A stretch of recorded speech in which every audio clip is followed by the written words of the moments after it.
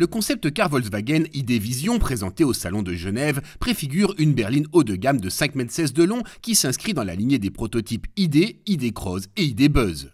Et cette voiture qui est la grande berline, véhicule de plus de 5 mètres de long, 5,16 m, et de quasiment 2 mètres de large, avec une particularité, elle est dans une configuration, celle-ci, purement autonome, aucun volant, aucun voyant, aucune fonction visible.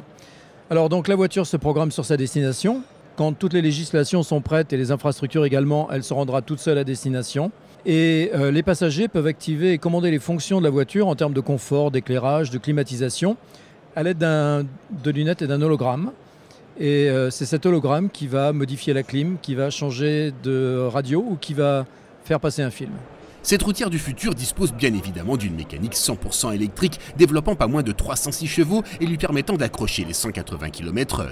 En technique, il y a 2 moteurs électriques, le plus puissant étant situé à l'arrière.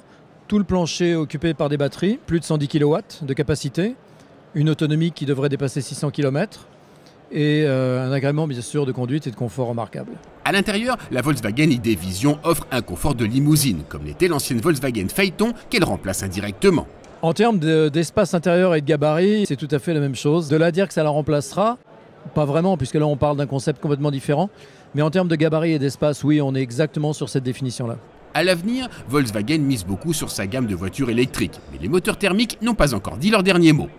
Alors pour l'instant, c'est absolument pas prévu. L'électrique va prendre entre 20 et 25% des volumes de vente. En complément, il y aura des voitures électrifiées, c'est-à-dire de l'hybride rechargeable ou de l'hybride léger avec alterno-démarreur 48 volts. Et le reste seront des moteurs conventionnels, essence et diesel également, puisque le diesel est toujours aujourd'hui, dans les moteurs à combustion interne, le moins émetteur de gaz à effet de serre.